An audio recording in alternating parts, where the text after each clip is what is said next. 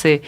E agora, minhas boas-vindas para quem está aqui no estúdio comigo, Léo, Fer, mais uma vez, e um tema bem especial, inclusive para a época que estamos vivendo. Obrigada. Obrigada a Conecta, a ti, Laura, toda a equipe, e ao Léo, que aceitou o convite de estar aqui hoje. Sim, né, acho que vem a calhar, nada é por acaso, tudo interligado, né, aquelas frases que falamos geralmente aqui nos programas, mas sim, esse olhar para a educação. Nós todos temos um envolvimento com a escola, né? Uhum. Todos possivelmente passamos por alguma escola, né? De algum jeito, os professores, as crianças que são levadas para a escola. Então, que bom que temos um especialista hoje, né? Tirar algumas dúvidas e mostrar um olhar sistêmico para as escolas, para a forma de educar também, né? Pois é. E Fer, só para que a gente possa introduzir o Léo aqui, conta por que ele está aqui conosco nesse programa. Então, como o pessoal acompanha aí, né, nós temos uma formação de estudo da filosofia de Bert Hellinger, da constelação, que chama Fenômeno. E o Léo é um dos professores que vem para dar um módulo de pedagogia, de educação sistêmica. E aí, aproveitando a vinda dele da Bahia, né? Temos um baiano hoje aqui. Convidamos ele para fazer parte do Algo a Mais, para ele passar esse olhar, né, para o módulo que ele chega. Passamos o final de semana estudando. E aí, aproveitamos para gravar o programa. Mas com certeza, muito bem.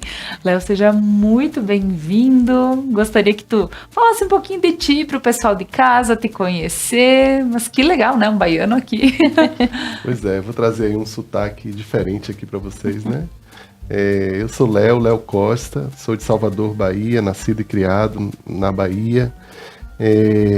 Sou professor, completei o ano passado 30 anos de sala de aula e de formação de professores também.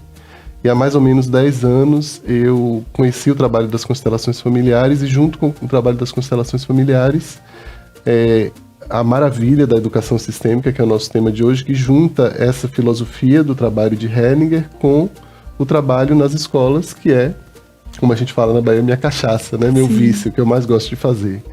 E hoje também trazendo a novidade de associarmos esse olhar sistêmico das constelações familiares com a informação sobre o trauma, que a gente vai falar bastante aí sobre isso.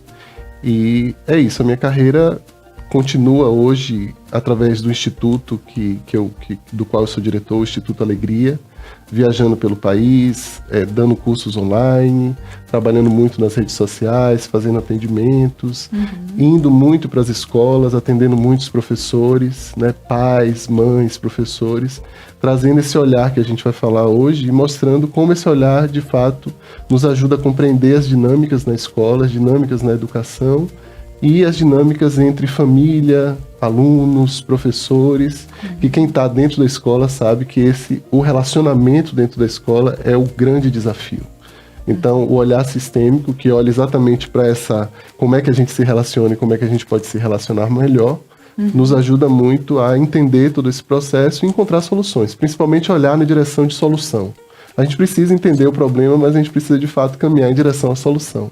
E eu acho que esse olhar nos ajuda muito e tem me ajudado muito, não só como ser humano, mas também como educador e também ajudado muitos professores aí pelo Brasil.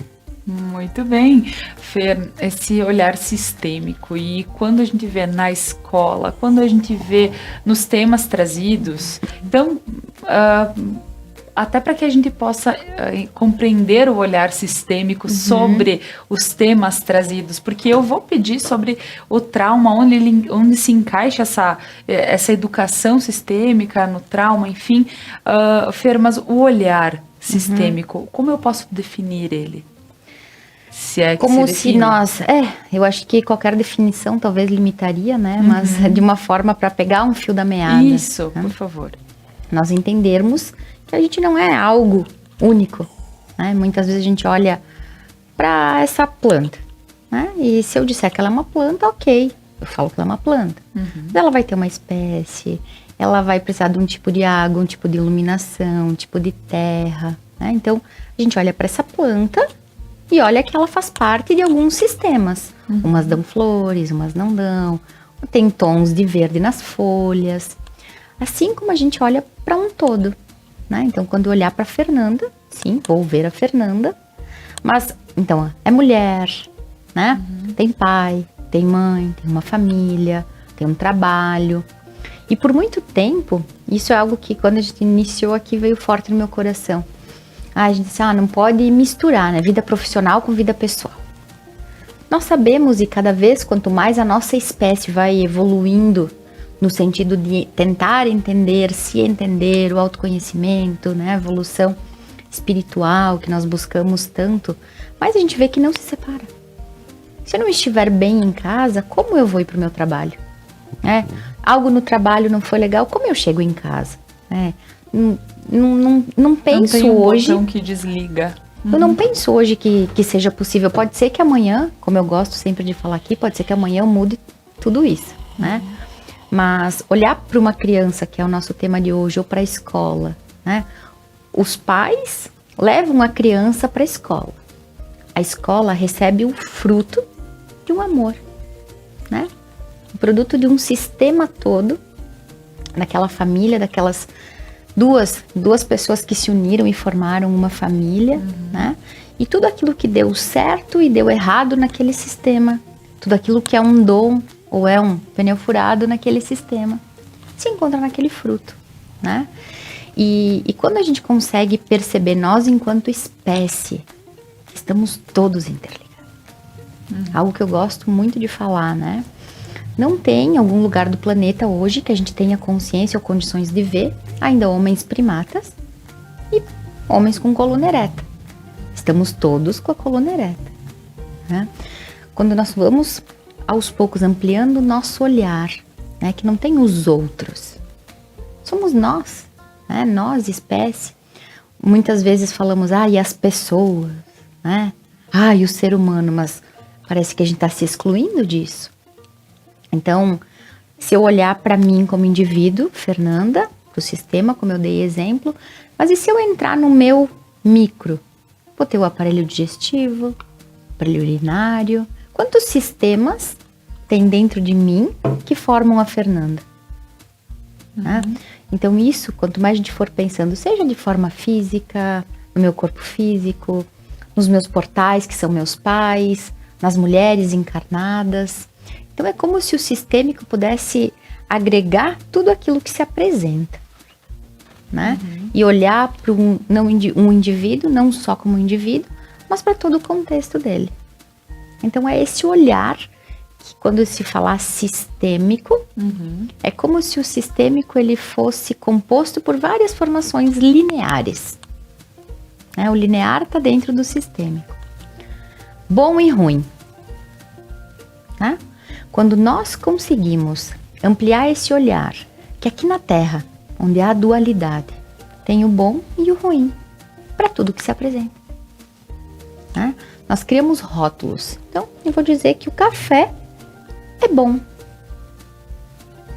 E aí, pode ser que ele seja. Para quem? Porque talvez alguma pessoa que não esteja legal, o café não seja conveniente. Talvez alguém não tenha paladar para o café. Quando nós conseguimos perceber que bom e ruim se compõem, que aqui na Terra todo o tamanho da luz vai precisar de um tamanho de sombra, a gente também amplia nosso olhar para algo que é sistêmico. Tá, mais ou menos. Mas com certeza. E dentro disso, então, tendo essa visão, facilita para entendermos um pouquinho o que o Léo vai nos colocar dentro da educação. Então, Léo, educação sistêmica informada sobre o trauma. Explica um pouquinho sobre esse tema nosso de hoje. De hoje. Como a Fernanda falou muito bem, o olhar sistêmico, ele não olha para o indivíduo isolado, ele olha para o indivíduo dentro de um sistema, e com sistemas dentro dele, né? Porque são sistemas e sistemas dentro, né? A gente está aqui dentro de uma cidade, que está dentro de um estado, que está dentro de um país, que está dentro de um continente. Se você para e olha para você, você tem os sistemas todos que nos compõem, as células. Se você olha dentro de uma célula, você vai encontrar mitocôndria, membrana, não sei o quê. Se você olha para dentro da mitocôndria, você vai encontrar outras coisas. Então é uma coisa dentro da outra. Então, quando a gente traz esse olhar para a escola, o modelo assim que eu gosto de apresentar é o professor e o aluno. Então o aluno chega com a mochila dele, com as histórias dele, e aí a gente representa essa história através dos pais, a gente pode colocar os avós, os bisavós. Então o aluno não chega sozinho na escola, ele chega com todas as histórias dele, e o professor também. Então vocês podem visualizar uma imagem que a gente tem a mãe, ou melhor, o aluno, o professor, atrás do aluno os pais dos alunos, do aluno, e atrás do professor os pais do professor, porque o professor também tem pai e mãe, também foi para a escola, também traz uma história para a sala de aula. Então, quando a gente começa a olhar dessa maneira, algo muda dentro de nós, porque eu olho para Fernanda e não vejo apenas Fernanda. Então, se Fernanda ela diz uma coisa que me desagrada, ao invés de rotular a Fernanda e dizer que não gosto dela, eu disse assim, o que foi que aconteceu com Fernanda? O que é que veio lá de trás? O que é que compõe Fernanda para que eu possa entendê-la de uma nova maneira e possa enfim, agir ali de forma mais olhando para essa solução do que para o problema. E a mesma coisa para o professor, né? Quando o professor ele se depara com uma questão que vem do aluno, que incomoda ele, que de alguma forma deixa ele desconfortável, ou aqueles alunos assim que a gente chega e diz assim, não tem jeito, esse aí eu não consigo encontrar uma solução, né? E até às vezes a professora se surpreende porque comigo o aluno não se comporta, mas com a outra professora ele se comporta. E aí qual é a conclusão que a gente pode chegar? Existe talvez alguma coisa na história dessa professora que faz com que algo pegue ali na relação com o aluno. Deixa eu dar um exemplo para você, inclusive, que vai nos levando para esse olhar para o trauma. O que é o trauma?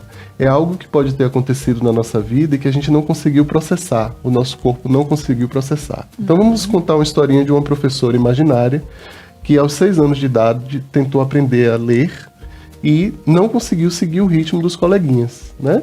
Quando eu fui para a escola, há 20, 30 anos atrás, a gente tinha um período assim, se terminar a alfabetização e não aprender a ler, tem que repetir, ou tem um tempo estabelecido. Hoje as escolas estão mais avançadas, sabem que o processo de alfabetização pode acontecer ali no Fundamental 1, até a segunda, terceira série, é muito aceitável isso, mas algumas escolas ainda mantêm isso. Imagine que essa professora ela vem do meu tempo, em que você tinha que aprender a ler durante um período. Aí a mãe dela foi chamada para a escola, o pai foi chamado para a escola, ela se sentiu mal diante dos colegas, ela realmente não conseguia seguir aquele ritmo, passou vergonha, os colegas riam da cara dela, ela viu o desespero da professora, e aquilo pode ter acontecido de forma crônica durante todo um ano. Imagina a carga de estresse que essa professora viveu sem acolhimento, que é o grande problema. Porque o problema não é o estresse. O problema é a gente não saber lidar com o estresse, ou quando a gente é criança, não tem um adulto que nos ajude e nos apoie a lidar com a situação difícil. Então essa professora finalmente aprendeu a ler, aos trancos e barrancos. Aí ela vai e, coincidentemente, escolhe ser professora. Escolhe ser professora alfabetizadora, né? E a gente vê que essa escolha da profissão, inclusive as constelações, né, Nanda, explicam muito bem, muitas vezes, a escolha da nossa profissão tem muito a ver com a nossa história. Aí essa professora entra na sala de aula e encontra uma criança de 6 anos de idade, assim como ela, preferivelmente uma menina, que lembra muito ela, mas ela não se dá conta dessa ligação, e aí essa menina também não consegue aprender. Essa professora vai ter, geralmente a gente tem 2 opções, ou ela vai sentir muita pena dessa criança, como a pena que não sentiram dela, ou a pena que até possam ter sentido dela e que não foi processada, não foi nomeada, não foi para o consciente dela quando ela era criança, e aí ela vai projetar a experiência dela naquela criança. Ela pode, de repente, sentir pena, ou ela pode, e a pena vai fazer com que ela queira segurar na mão da criança para ela escrever, por exemplo. Sim. Aí a menina vai perder a autonomia, ficar com raiva da professora. Ou a própria professora vai se irritar com a criança e perder a paciência e pedir muito ajuda da coordenadora da escola, porque ela não consegue lidar com aquela criança, que ela vai, de repente, rotular como problemática, como algo assim, porque foi um reflexo da experiência que ela mesma teve na infância. Ou ela vai para um lado ou vai para o outro. Ou seja, estamos lidando com o trauma, e estamos também lidando com o aspecto sistêmico, porque isso tem a ver com a família, isso tem a ver com a história dessa professora. Então, quando a gente olha orientado, quando a gente vai para a sala de aula com essa orientação, com esse olhar sistêmico e informado sobre o trauma, a gente muda a pergunta de qual o problema desse aluno para o que foi que aconteceu com esse aluno. E ainda mais profundamente, a gente ajuda a professora a dizer assim, o que é que está pegando na relação com essa criança? Por que eu não consigo lidar com a dificuldade dessa criança como uma profissional, como uma adulta que olha para a solução e fico aqui presa ou na pena, né, tirando a autonomia, ou na raiva, ou na impaciência. E aí, esse olhar nos ajuda. Aí, por exemplo, eu como coordenador de uma escola, se eu recebo uma professora numa situação dessa, a primeira coisa que eu certamente vou perguntar a ela foi, como é que foi a sua alfabetização? O que foi que aconteceu lá atrás? Aí é incrível ver como as professoras e os professores reagem nesse momento, né? Porque a pedagogia clássica, você vai para a faculdade de pedagogia, você termina o curso e ninguém fala sobre isso. Ninguém fala do quanto a nossa biografia educacional, como eu tenho chamado, influencia a forma como eu olho para os meus alunos. Porque tem uma coisa muito interessante com relação à profissão de professor, uma coisa única da profissão de professor. É a única profissão, vou dar um exemplo, se você é advogada, você se formou em direito, aí você pergunta assim, a 10 advogados, quantas vezes você teve que ir num tribunal durante a sua adolescência, durante a sua infância, até antes de você entrar na faculdade? Dos 10 advogados, talvez os 10 respondam assim, nenhuma. Nunca visitei um tribunal até que eu fosse me tornar um advogado. Pergunta a um professor quantas vezes ele foi na escola até o momento em que ele se formou em professor. A vida toda.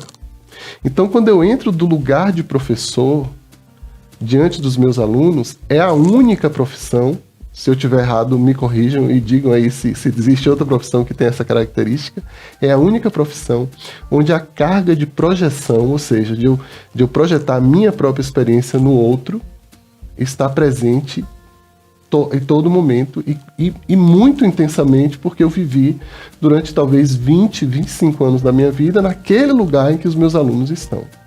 Uhum. Então, o olhar sistêmico, ele traz essa informação, ele acrescenta na realidade, essa dimensão que passa despercebida pela pedagogia clássica. Ninguém está falando sobre isso. Uhum. E aí o professor que chega e se dá conta disso, ele diz, nossa, eu nunca tinha pensado sobre isso.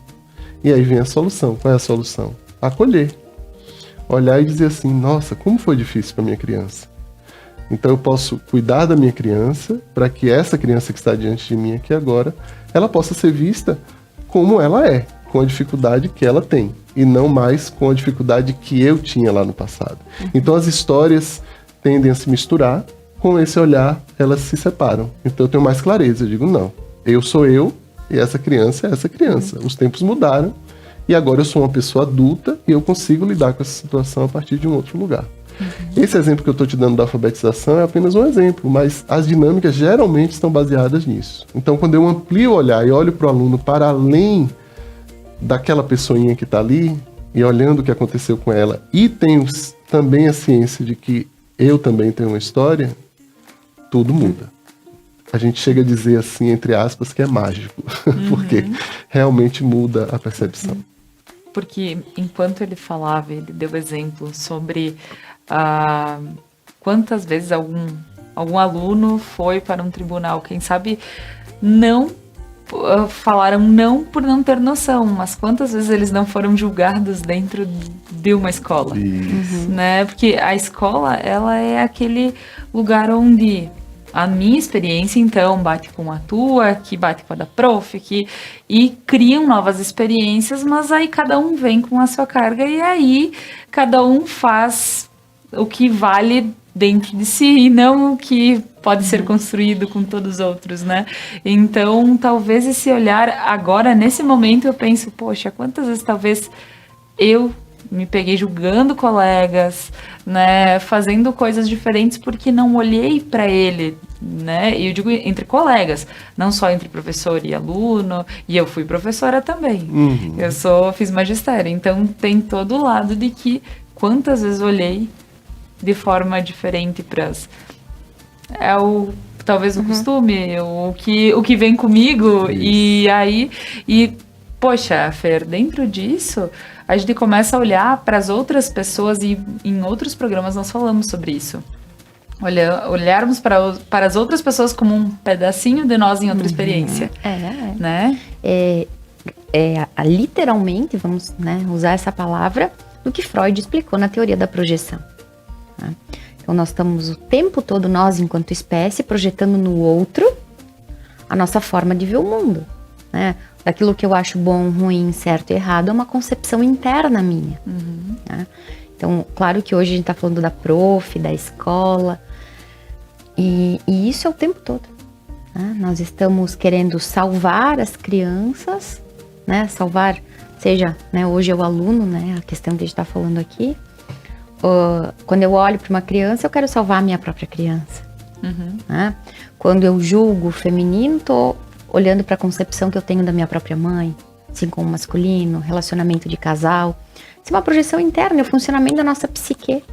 Né? Então, quando eu vou olhar para isso e dizer assim, poxa, se eu crio simpatia ou antipatia com essa criança, né? O que isso fala sobre mim? Porque aí, quando eu consigo olhar sobre o que isso fala sobre mim, eu tenho uma autonomia diferente. Como o Prof. Léo falou, né? Traz um outro lugar, uma outra visão, amplia, expande, alivia. Algo alivia dentro de nós. Né? E nós somos o somatório dessas experiências. E quanto mais me doeu, e aí quando o Léo falou sobre o trauma, que é algo que o nosso corpo, não, por alguma razão, não conseguiu lidar. Né? A gente não conseguiu lidar com isso. Eu gosto de trazer o trauma da minha forma de ver quando a gente tranca a nossa respiração. Né? O pessoal que está em casa, quando nós nos assustamos, vamos fazer um exemplo de susto, né? O que a gente faz? A gente tranca. E isso fica dentro de nós. Né? Isso segue ali. E aí quando isso está parado e não foi vivido, não foi solto, sistemicamente não foi dado um lugar, né? Porque o trauma é tudo aquilo que eu disse não. Isso eu não aceito. Isso eu não quero. O trauma é como se nós estivéssemos olhando para o nosso passado e tentando mudar ele. Não admito que isso aconteceu. E agora vai o convite aí para o pessoal de casa. Tenta perceber na tua fala, porque nossa forma de verbalizar, as histórias que a gente conta, fala muito de onde a gente pode pegar o fiozinho da meada, né?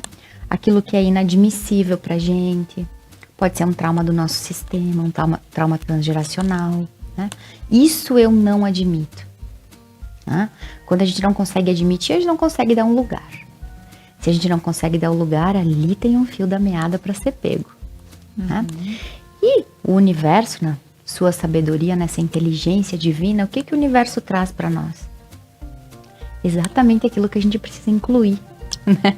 Então nós vamos ter vizinhos que vão trazer coisas que dentro do meu sistema, da minha psique, do meu inconsciente são inadmissíveis. Né? A pessoa chega dizendo, não, meu vizinho tem tal postura, isso eu não admito. Então, você sabe, né, o pessoal que nos acompanha, sabe que eu gosto muito de dizer, então imagina, né, essa energia incrível, esse funcionamento perfeito do universo, e trago a frase do Einstein novamente, né? Deus não joga dados. A pergunta é, por que tu tem esse vizinho? Por que eu atraí essa experiência? Porque eu tenho esse aluno. Por que eu atraí um aluno que tem esse papai e essa mamãe? Porque através do papai e da mamãe do aluno, eu vou projetar e ficar com raiva daquela mamãe, com raiva daquele papai, na forma que eles conduzem, porque eu ainda não integrei os meus próprios pais, a minha própria história. E assim com o nosso companheiro na vida amorosa, nossa companheira, né? Os funcionários de uma empresa. Quando eu consigo, e é isso quando o Prof. Léo traz o informado sobre o trauma, quanto mais consciência nós vamos tendo enquanto espécie de como nós funcionamos a partir de um trauma, mais a gente consegue desenrolar esse novelinho e organizar a nossa vida. Desemaranhar, né, Léo? É o termo que nós usamos sistemicamente. Então, se são coisas que eu não admito, alunos difíceis que eu tenho, se eu deixar numa consciência pessoal, né, nome que o Bert deu, uma consciência pessoal, culpando o aluno, culpando o sistema, culpando a mãe, culpando o vizinho, culpando o marido, culpando... O que eu tenho de domínio sobre isso? Quando eu posso... Por que isso está acontecendo? O que tem de informação aqui sobre mim? sobre a minha história. Por que isso se manifesta, né? E achando culpados e nunca nos olhando. Nós vamos encontrar culpados porque não tem como a gente fugir dessa consciência. Mas se eu consigo perceber, nossa, aqui eu estou encontrando culpados. O que tem aqui? Tem algo a mais aqui. Porque é através dessa culpa, desse trauma, que a gente consegue expandir nossa consciência. Né? Porque senão a energia, a força maior não teria nos dado. Se ela está ali é porque ela é útil, nós precisamos dela. A questão é como a gente usa ela. Pois é, e dentro da educação, porque já que falamos, poxa, a Fer trouxe vários exemplos bem legais, mas falando na educação, e ali a gente lida com, poxa, crianças desde berço. Sim. E é aí que a gente precisa daqui um pouco ter esse olhar diferenciado, porque justamente elas vêm com a história delas e a gente pode não ser tolerante dentro disso e causar mais traumas. Como eu posso talvez colocar isso, professor? Quando a gente fala numa educação informada sobre o trauma, a gente está falando de profissionais que entendem um pouco, principalmente de sistema nervoso, né? E a gente entra um pouco na fisiologia do nosso corpo. Fernanda trouxe muito bem que o trauma é algo que eu disse não e que eu paralisei, né? Dentro de mim algo se paralisou, ou algo congelou, ou algo não pôde seguir adiante, não pôde se completar, né? Inclusive nas constelações a gente fala de um movimento interrompido, movimentos que não puderam se completar. Então a informação sobre o trauma, que é uma área de estudo que está sendo aplicada em diversas áreas, não apenas na educação, ela traz para a gente esse aspecto fundamental que é o da fisiologia do corpo. Então a gente sabe que quando a gente está diante de uma situação ameaçadora, e uma situação ameaçadora para Fernanda pode não ser para mim, pode não ser para você, vamos pensar, você vê uma barata no banheiro. Às vezes só de falar, imaginar, você pode estremecer por dentro e já querer fugir. Então a gente pode lutar contra a barata, ir lá e matar, a gente pode fugir da barata, ou a gente pode ficar paralisado diante da barata. Né? Porque então, orientar ela a sair é difícil, né? Exatamente. Pelo menos por enquanto. Ou você pode, ou ainda tem uma quarta possibilidade, você pode tomar o banho com a barata ali. Talvez seja mais difícil essa para alguns de nós. Cantando a musiquinha da La Cucaracha ainda, né? Ainda cantando a musiquinha da La Cucaracha. Então a gente vai ter a segurança, que é esse estado em que eu posso dizer assim, ai, Fernanda, fica aqui comigo enquanto eu tomo banho, porque essa barata tá ali. Eu tô procurando uma companhia que me ajude a regular essa minha emoção diante do processo. Ou eu posso pegar lá uma coisa e bater. Isso vai depender de como eu experienciei os meus cuidadores fazerem isso. Né? Porque a gente sabe que o nosso cérebro, o nosso sistema nervoso, ele é relacionado às experiências que eu tive. Ele muda a partir das experiências, né? Então, dentro de uma sala de aula, a gente vai ter alunos que, diante da aula de matemática, eles vão querer lutar. E o que é lutar dentro da sala de aula? É ficar agitado, é se levantar o tempo todo, é ficar conversando, é trazer uma arma para a escola, por exemplo, que é um tema que a gente vai tratar aqui. Ele pode querer fugir.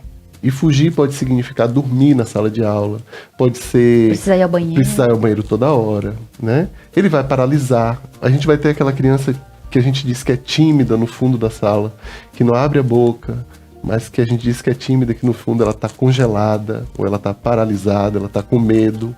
Eu fui uma criança dessa na escola em alguns momentos, né? Então, quando a gente está informado sobre o trauma e tendo esse olhar sistêmico junto, essas informações elas coincidem, elas caminham juntas e nos ajudam a fazer algo em relação àquilo. Por exemplo, se uma criança está muito ativada, se ela está muito, como a gente fala, no simpático, que é um ramo do nosso sistema nervoso que mobiliza para luta e fuga, eu vou pedir ela para fazer uma respiração, um tipo de respiração que vai ajudar a fisiologia dela a acalmar. Se a outra criança está paralisada, eu preciso ter um olhar e vai ter um tipo de respiração que eu vou fazer. Se vocês quiserem, inclusive, saber que respiração é essa, eu posso dar essa dica aqui no ar. Com paralisia ou com congelamento, você vai ter um tipo de respiração, um tipo de abordagem. Isso individualiza o processo. Isso ajuda o professor a se perceber. Porque às vezes a gente entra na sala de aula em luta e fuga. Às vezes o professor chega extremamente agitado, ou paralisado, ou congelado, por causa das suas próprias histórias. Vou dar a dica da respiração. Sim. Se você está se sentindo muito agitado, muito agitada, a respiração que vai ajudar você a se acalmar é uma respiração em que você inala, por exemplo, em 3 ou 4 tempos e exala num tempo maior. Então você faz algo do tipo...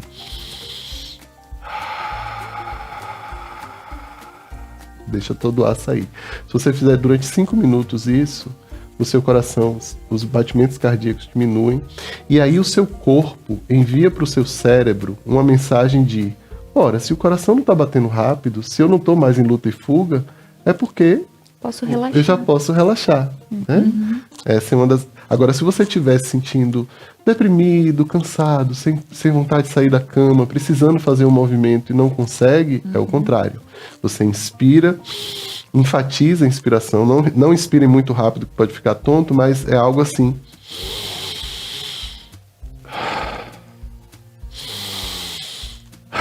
Isso traz energia de volta para o corpo. Então, o olhar sistêmico lembra da família, o olhar sistêmico lembra da história do aluno, o olhar sistêmico lembra do lugar de força de cada um dentro da escola, e a educação informada sobre o trauma lembra da fisiologia do corpo, lembra do que aconteceu e o que aconteceu no meu corpo a partir do que aconteceu comigo. E lembra também de uma coisa super importante, que a gente pergunta assim: o que você precisou fazer para sobreviver? Se você teve, por exemplo, pais abusivos, que os pais podem ser abusivos, tem pais maravilhosos e pais que espancam as crianças, ou mães e pais, por exemplo, que são maravilhosos, mas estão deprimidos, né? E a criança chora no berço e a mãe não consegue levantar, isso é super humano, isso super acontece, né? Então, se eu reconheço isso, se eu posso reconhecer que a depressão da minha mãe fez com que eu desenvolvesse uma forma de me apegar às pessoas em que eu evito e que eu não quero me aproximar, em que eu não consigo me envolver em relações, não consigo me socializar, por exemplo, como aluno dentro da escola, o que é que eu posso fazer em relação a isso, né? Aí a gente tem todo um trabalho sistêmico, a gente pode olhar através do olhar sistêmico e integrar isso ao que a gente chama de fisiologia. A fisiologia de uma criança que foi negligenciada, por exemplo, o corpo dela vai funcionar diferente de uma criança que teve um apego com a mãe e com o pai super seguro. Uma criança que não foi vista, não foi... Por exemplo, uma coisa que a gente fala muito e que temos trazido isso muito para as escolas, os sentimentos, né? Os sentimentos, eles precisam ser sentidos. Para que os sentimentos eles possam fluir na nossa vida, eles precisam ser sentidos. Aí, geralmente, quando eu estou na plateia, eu pergunto assim: quantos de vocês ouviram na infância, engula seu choro? Aí, de 100 pessoas, 80 levantam a mão. Em algum momento da minha vida, os meus pais me disseram isso, a minha professora me disse isso. Quantas vezes você chegou em casa com a nota 8 e sua mãe disse assim: não é nada além de sua obrigação? E a sua alegria não pôde também ser vivenciada, experienciada? Quantas vezes você ouviu: o menino não chora? Quantas vezes você ouviu: tá com medo de uma baratinha dessa? Que bobagem, vá. Não seja tão bobo. Quantas vezes nós tivemos nossos sentimentos minimizados e reprimidos pelos cuidadores? Aí eu estou incluindo o pai, estou incluindo mãe, estou incluindo o professor, estou incluindo uma tia, alguém de uma importância para você. Então, a nossa cultura é uma cultura em que os sentimentos difíceis são reprimidos, são negados, são subestimados, são minimizados. E aí a gente pergunta: para onde é que vai? Tem até uma coisa na internet que eu vi outro dia, acho que é Mafalda. Ela pergunta ao professor, à mãe, ao pai. Mafalda é maravilhosa, é maravilhosa a argentininha lá. Ela pergunta assim: para onde vão as nossas tristezas, mãe? Algo assim. Ou para onde vão os nossos choros que a gente não pôde chorar? Para onde é que vão? Para o nosso corpo. E aí a gente fica... Sabe quando você pega um livro para ler e lê até o meio e deixa na estante, aí pega outro e lê até o meio, você olha a estante e diz assim: meu Deus, quanto livro que eu não terminei de ler, quanto sentimento que eu não pude chorar, tanta coisa que eu não pude expressar, né? E aí isso vai se acumulando no seu sistema nervoso, e com o tempo o sistema nervoso ele vai ficando cada vez mais denso, né? E o trauma tem uma coisa: o trauma, a gente fala assim, o tempo cura tudo, menos o trauma. Se a gente não se cuidar, cada vez mais o trauma vai afetar a nossa vida, né? Então imagina isso dentro da escola, porque os pais podem estar traumatizados, as professoras podem estar traumatizadas, os alunos podem ter tido também histórias difíceis, né? Daí a gente pega uma turma de 20, uma professora, com todas os seus... E aí você pega 20 alunos, cada um com história diferente. E o pior, você como professor sem reconhecer nada do que aconteceu com você. Sem nenhum tipo de trabalho de autocuidado, né? A constelação é maravilhosa para isso. A constelação mostra aqui, ó, tem um emaranhado com a sua mãe. Então existe, como a Fernanda falou, existe uma chance enorme de você se emaranhar com as mães que são parecidas com a sua, de você projetar nelas a sua dor. E aí, quando os professores se dão conta disso, nossa, é um clique neles, né? Teve uma vez uma professora, eu fui coordenador de escola durante um tempo, com esse olhar. E aí uma professora chegou para mim e falou assim, Léo, hoje eu fiz uma bobagem na sala de aula e sei que a mãe dessa aluna vai vir reclamar com você, já tô vindo avisar você. O que foi? Ela dava uma turma de uma aula que era às 13 horas. Aí a menina chegava assim, meio na cadeira, cansada, né? Na realidade, a garota de 15 anos já não aguentava mais, eu ensinava na escola de inglês. Então, era um turno oposto, era inglês, era assim. Ela chegava, aí a professora disse assim para mim, eu mandei ela sair da sala de aula porque ela estava me desrespeitando. Ela falava português o tempo todo, tinha que falar inglês na sala, não me respeitava e hoje foi a gota d'água. Aí as professoras já me conheciam, já tínhamos um contexto de conversa, às vezes um tanto assim, espinhosas, em que eu dava umas cutucadas para elas reagirem. Aí eu disse assim, olha, eu vou te fazer uma pergunta e amanhã você me responde. Aí ela falava assim, tá bom, Léo, diga, já veio coisa. Tinha um certo humor. Aí eu perguntava para ela, quantos anos você tem quando você discute, briga e tem uma reação dessa com uma aluna de 15 anos? Aí ela parou assim, eu não vou nem para casa, eu tinha 15 anos, eu voltei, eu regredi a idade dela. Eu disse, exatamente. Então agora talvez você possa ir para casa e refletir um pouco sobre como era o seu estilo de vida aos 15 anos de idade, como era para você viver essa vida que talvez essa aluna esteja vivendo.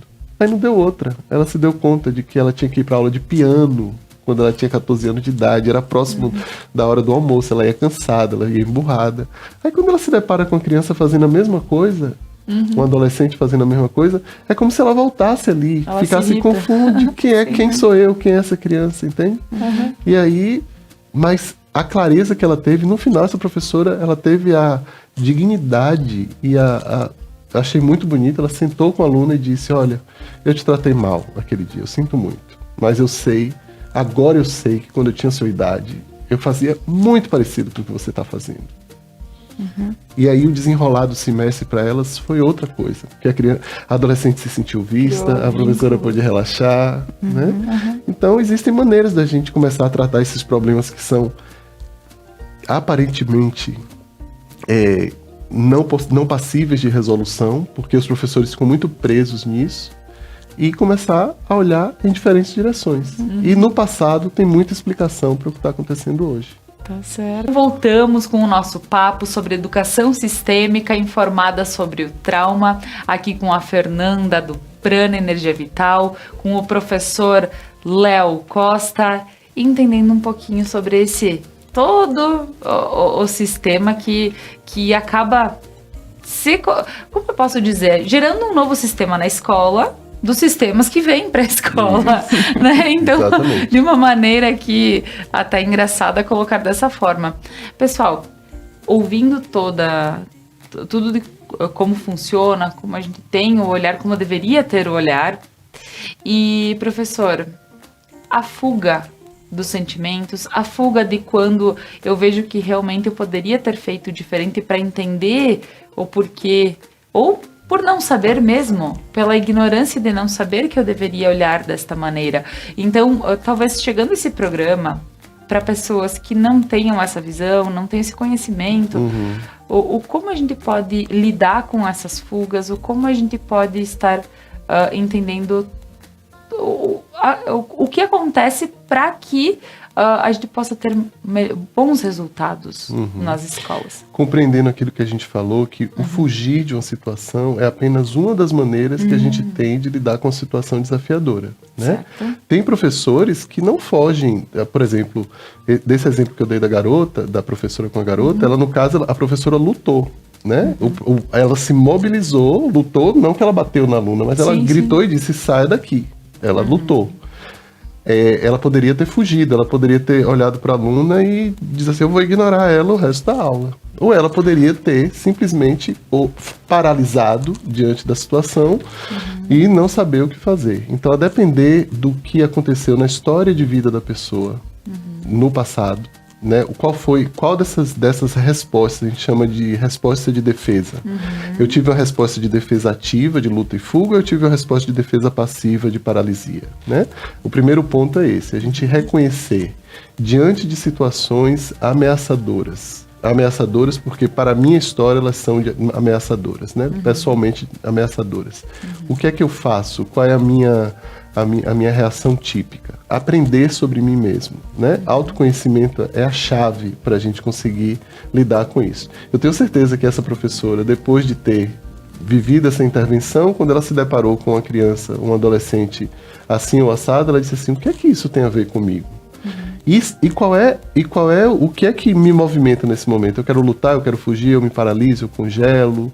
Tem uma outra maneira também de lidar, é agradando a pessoa, tratando muito bem para que aquilo não se torne uma ameaça. Essa é uma maneira também da gente lidar com a situação ameaçadora. Então, a gente tem que ter autoconhecimento, tem que entender o nosso processo. E, sim, pode ter... Não, é porque dentro da sua colocação, sim. E me desculpa te cortar, mas Nada. é que eu me coloco no lugar das professoras. Sim. Eu vejo talvez um aluno desinteressado na minha aula está aí para... E como então eu devo fazer? Como eu devo agir? Eu não posso... Eu preciso entender esse processo, me coloquei no lugar dela, vi que talvez eu com a mesma idade pudera estar fazendo a mesma coisa, mas o que eu, como um educador, como devo agir dentro de uma situação? Existem Porque várias... imagino que essa pergunta fique, então, latejando muito na cabeça das pessoas, claro, né? claro. E é super genuíno você perguntar isso. Trazendo de volta o exemplo, quando você precisa ter, dentro da escola, pessoas que tenham esse tipo de informação para ajudar você a sair desse círculo. Sim. Né? Porque senão você vai bater de frente com a aluna, vai botar a aluna de fora, aí os pais vêm, vão reclamar, aí o diretor vem, reclama com você, aí você se sente, como professora, cada vez mais desamparada, porque é o seu sistema nervoso que está agindo ali. Sabe quando a gente afasta a mão de uma chapa quente, sem nem pensar porque está queimando? É a reação dessa professora, isso vem de imediato, isso é causado pelo que a gente chama de sistema nervoso autônomo, não passa pelo córtex, não passa pela parte racional. Então, em primeiro lugar, e eu sei que isso ainda é difícil nas escolas, é por isso que a gente está aqui hoje para trazer essa informação, que tenham gestores, diretores, colegas que dizem assim, Nanda, preste atenção, é a terceira vez que isso acontece com você esse semestre. Você está batendo de frente com os alunos. Talvez você precise de uma terapia, talvez você precise de cuidado, talvez você precise observar um pouco sua história. Porque você está se sentindo ameaçada e a aluna também está se sentindo ameaçada pela sua reação. E aí quando você entra na idade dela e você bate de frente com ela, ninguém vai para lugar nenhum. Então, algo importantíssimo e fundamental para que a aprendizagem possa acontecer, é que todos os envolvidos se sintam seguros emocionalmente. Então, nesse exemplo que eu dei, o que foi que a professora fez? Ela foi lá e pediu desculpa para a aluna, algo que seria inimaginável eu falar sem um contexto. Isso assim, como assim? E a ordem, né? A professora está assim, vai pedir desculpa para a aluna agora vai fazer o que ela quer? Não, a professora pediu desculpa de forma sincera. Tem uma coisa que a gente estuda na questão do desenvolvimento da criança e do adolescente, que é assim, quando uma ruptura ela vem acompanhada de um reparo, de uma reparação, os dois envolvidos ganham resiliência. Então, por exemplo, vou dar um exemplo com uma mãe que grita com o filhinho lá de 2 anos de idade e dá um tapinha nele. Isso é um problema? É. Mas se vier seguido de reparação, ô filho, eu perdi a cabeça com você, eu não deveria ter feito isso. Vem cá, dá um abraço. Mamãe não vai mais fazer isso. E tá tudo certo, aí você passa pro próximo. Hoje a gente sabe que se isso acontecer 30% das vezes, ou melhor, você pode errar, e se 70% das vezes você fizer o reparo, a criança só cresce com o que aconteceu, né? Então o que aconteceu com essa professora foi, ela teve uma estratégia, ela foi lá, disse que estava errada, e como essa experiência real é verídica, eu posso dizer que o resto do semestre a aluna se aquietou. Teve dias que ela chegava cansada, e a professora conversou muito comigo durante o resto do período. Ela dizia assim, Léo, hoje ela estava demais, mas tinha uma coisa diferente porque pelo menos eu sabia o que estava acontecendo com ela. Tinha um olhar de cumplicidade entre a gente. Então era como se aquilo não me afetasse mais da mesma maneira, entendeu? Então acho que respondendo a sua pergunta, não tem assim uma fórmula para a gente dizer, faça isso. Eu acho que a grande dica é preste atenção a você, cuide da sua história, busque autoconhecimento e principalmente use de compaixão com o que lhe aconteceu. Não pegue um chicote. Eu digo, professores, larguem os chicotes e peguem uma mão que lhe acaricia, ao invés de chicotar e dizer assim, olha eu de novo gritando com os alunos. Não, eu gritei com o aluno porque minha história foi difícil. Aí se dá um abraço, porque essa é a chave, é o ingrediente especial para que isso não precise ocorrer outras vezes, né? O autocuidado, o olhar compassivo e carinhoso para si mesmo. Então, é por aí que a gente precisa caminhar. Olha só, Fê. E uma coisa que eu entendi é só a gente tem que cuidar quando a gente desce na idade para conversar. Né? Duas crianças, uma mãe tentando reparar um filho, né? Duas crianças conversando, não dá certo, Não dá. né? São as distorções do nosso ego, né? Nós, por alguma razão, e é por um amor muito grande também, que vamos gritar, é por um amor muito grande que a gente vai paralisar. Quando a gente consegue entender isso, olha, o amor da minha criança, né? Por alguma razão muito grande, sentiu que esta postura era a mais adequada para que o papai e a mamãe me amassem. Isso, Né? Então, exatamente. quando eu estou gritando com alguém, né, eu estou amando como fui amada. E quando eu consigo perceber que esse amor, por alguma razão, ele está fora de ordem, é um amor que adoeceu, é um amor cego. Como é que a gente faz? Muitas pessoas perguntam, né, como é esse amor cego e o amor que vê da constelação, né? O amor doente, o amor que cura. Tudo aquilo que nos causa sofrimento, tudo aquilo que a gente pensa, como é que eu fui fazer isso? Né? Ou eu queria ter feito isso e não consegui. Ali o amor tá cego, ali o amor tá fora de ordem. Porque isso não quer dizer que às vezes não é necessário se impor. Né? Porque às vezes pode ser que seja necessário. Mas quando a gente faz algo que tá fora de fluxo, que tá pesado, que eu me excedi, ali tem um amor doente, tem algo para ser integrado. E tudo aquilo que a gente exclui nos assombra. Então, como o Prof. Léo falou agora, é bem esse movimento. Se tá me incomodando fora, se eu tô entrando em julgamento com aquilo, se aquilo, como a gente fala aqui, viu, Léo? Em italiano, o final da tarde é o tramonto. Aqui nós falamos, quando a gente se perde, né? Perdi a tramontana. Então aqui, quando nós perdemos a tramontana, tem algo a ser visto, né? Porque se aquilo me tira do sério, me faz eu perder a tramontana, ali tem algo que eu preciso integrar em mim. Quando eu integro isso dentro de mim, aquilo passa a ter um outro efeito. É leve. Agora eu olho para isso e simplesmente tá tudo bem. Tá certo. Continua acontecendo, mas de outro lugar eu consigo conduzir de uma forma adulta, Sim. consciente, no amor que vê, no amor que tá em ordem. Muito bem.